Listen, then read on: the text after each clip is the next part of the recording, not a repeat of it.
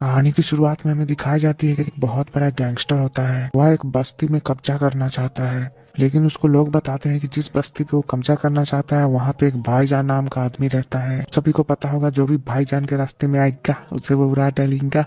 भाईजान का नाम सुनकर ये आदमी बहुत फ्रस्ट्रेट हो जाता है और अपने ही आदमी को मार डालता है। और फ्रस्ट्रेशन में ये गैंगस्टर अपने आदमी को बोलता है कि वह बस्ती पे कब्जा करके रहेगा। फिर वह गैंगस्टर अपने खास आदमी को भेजता है उस बस्ती में। वह भाईजान को ढूंढने लगता है। फिर यहाँ पे भाईजान के अपने 3 भाई आते हैं तो वह सीटी मार के बुलाते हैं भाईजान को। भाईजान का यहाँ पे एंट्री होता है। सबसे पहले भाईजान अपने बस्ती के एक छत पे से फेंकते हैं अपना जैकेट। उसके बाद हवा में उस जैकेट को पहन के आ जाते हैं सामने। भाईजान आते आते सबसे पहले एक थार को अपने एक हाथ से उठा के साइड कर देते हैं। बोलते हैं ऐसे पार किया जाता है। तो लगता है गाइस थार में इंजन ही नहीं था। जितने भी गुंडे लोग कब्जा करने आए थे बस्ती को, भाईजान उस सबको समझाते हैं बारी बारी से। भाईजान सबसे पहले पूछते हैं सबसे कि तुम्हारे घर में कौन कौन है। सब बताता है, उसकी बीबी है, उसके बच्चे हैं, उसकी फैमिली है। भाईजान बोलते हैं कि बता तुमको यहीं पे फाड़ू चीर देता अच्छा लगेगा उनको। लेकिन फिर अपने बॉस के आदेश मान के सभी गुंडे लड़ने लगते हैं भाईजान से। भाईजान सबको बारी बारी से धो डालते हैं। और भाईजान जो बॉस होता है उसको मारने वाला होता है, लेकिन वो बताता है कि वो मेन आदमी नहीं, उसके ऊपर भी एक आदमी है। वो तो साला फंस गया है इस सब चक्कर में, करना ही नहीं चाहता था ये सब चीज। फिर दिखाया जाता है छत पे से उनको देख रहा होता है जो बॉस होता है वो।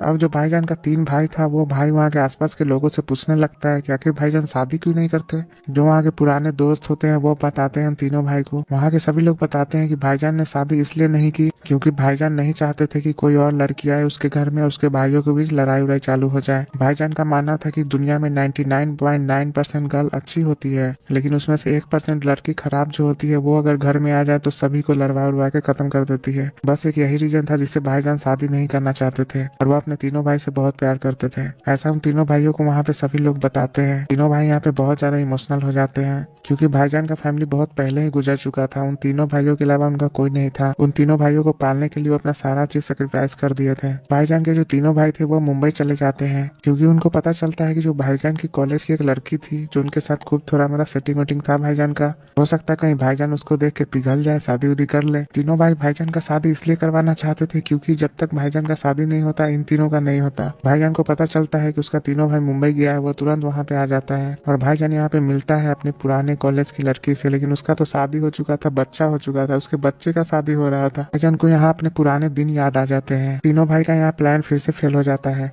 तीनों भाई अपने भाईजान के लिए जीसस से मांगते हैं कि प्लीज उनका कोई सेटिंग वेटिंग करवा दो। फिर वहीं पे एंट्री होती है हमारी हीरोइन की। बारिश में भीगने लगती है और उसे रेंट पे रूम चाहिए होता है। तीनों भाई उस लड़की को कन्विंस कर लेते हैं कि हाँ हाँ चलो चलो मेरे मोहल्ला में बहुत रूम है। और उसका जो भाईजान है वही रेंट उंट लगाते हैं कि फटाक से चली जाती है वहाँ पे रेंट लेने के लिए। भाईजान यहाँ पे उस लड़की को ज्यादा वैल्यू नहीं देते हैं और अपना रूम दिखा देते हैं और चले जाते हैं। अब वह लड़की वहाँ पे सेटल हो जाती है और भाईजान के तीनों भाई थे वो उसको हेल्प करते रहते हैं। तीनों का तो प्लान था उनको भाभी बनाने का। असल में दोस्तों ये जो लड़की थी वो कोई नॉर्मल घर की लड़की नहीं थी। वह साउथ के बहुत बड़े फाइटर के घर की लड़की थी जिसको राउडी अन्ना नाम से लोग पहले जानते थे। लेकिन राउडी अन्ना पूरा शरीफ हो चुका था। फिर वो लड़की तीनों भाई से पूछती है कि तुम्हारा भाईजान कैसा आदमी है, शरीफ है कि मारूर करने वाला है। तो वो तीनों बता रहे होते कि नहीं नहीं उसका भाईजान बहुत अच्छा आदमी है, एकदम शरीफ ही शरीफ है। उधर भाईजान गुंडों को एकदम थूर थार रहे होते हैं। जो लड़की होती है वो कभी कभी भाईजान के घर पे भी आ जाती है, खाना वाना खाने लगती है साथ में। भाईजान अपना यहाँ पे धीरे धीरे फिसल रहा होता है। लड़की होती है वो भाईजान का फोटो अपने फैमिली में भेज देती है। फैमिली में बहुत पसंद किया जाता है भाईजान को। राउडी अन्ना होते हैं जो अपना आइडेंटिटी छुपा चुके हैं अभी, से भी भाईजान बहुत अच्छा लगता है। वह राउडी अन्ना जो शरीफ हो चुका है वह उस लड़की का भाई होता है। अब भाईजान यहाँ पे लड़की के साथ मेट्रो में जा रहे होते हैं। इतने में मेट्रो में हथियार बंद लोग उन पे हमला कर देते हैं। भाईजान यहाँ पे सबको एकदम उड़ा उड़ा के मारते हैं। लेकिन हमको ये समझ नहीं आता इसला मेट्रो में चेकिंग के समय हथियार कैसे ले आया ये सब अंदर।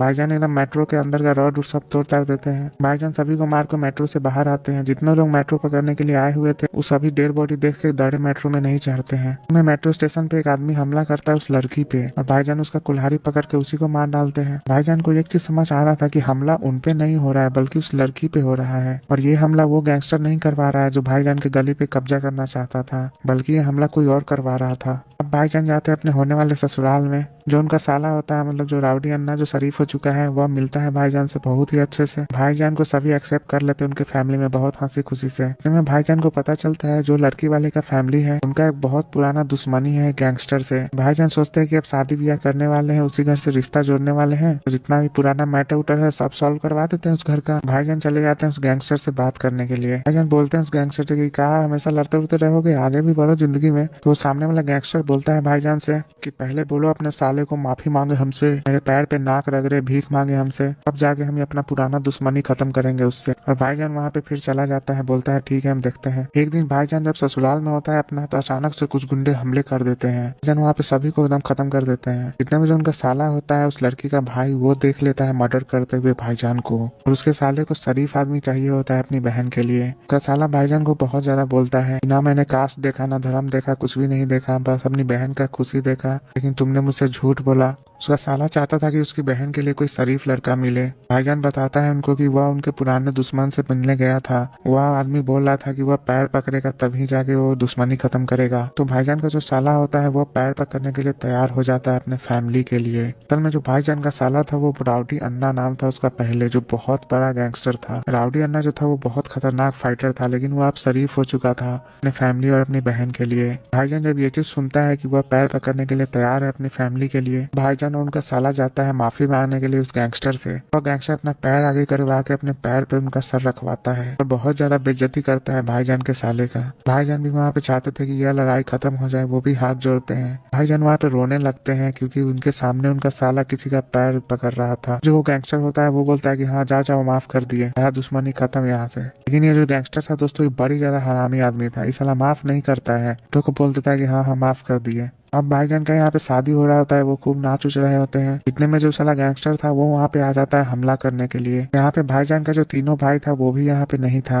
हम भाईजान यहाँ पे अकेले सबको उड़ा उड़ा के मारने लगते हैं। भाईजान के तीनों भाई भी यहाँ पे आ जाते हैं, वो भी लड़ने लगते हैं। भाईजान की जो बीवी थी उसको पकड़ लेता है वो गैंगस्टर, उसे मारने वाला होता है। इतने में उसके जो भाई होता है, जो अब राउडी अन्ना पहले था वो शरीफ हो चुका था, उसका भाई अपने असलियत रूप में आ जाता है। और राउडी अन्ना यहाँ पे सबको एकदम उड़ा उड़ा के मारने लगता है। राउडी अन्ना अपनी बहन अपने फैमिली के लिए ही शरीफ हुआ था और उसी फैमिली के लिए वो अब फिर से राउडी अन्ना बन जाता है। अब राउडी अन्ना और भाईजान मारने ही वाले होते हैं उस गैंगस्टर को। इतने में उस गैंगस्टर का बॉस आ जाता है वहाँ पे। जो उनका बॉस होता है वो वही होता है जो भाईजान के गली पे कब्जा करना चाहता था। उस गैंगस्टर का जो बॉस होता है वही उस गैंगस्टर को मार डालता है। राउडी अन्ना और भाईजान को लगता है कि साला अच्छा आदमी है, लेकिन वह फिर भाईजान को भी मारने लगता है। राउडी अन्ना भी यहाँ पे पूरा जख्मी हो चुके थे। अब जो वो सबसे बड़ा बॉस था वो भाईजान के तीनों भाई को मारने लगता है बहुत बेरहमी से। भाईजान यहाँ पे बेहोश हो चुके थे।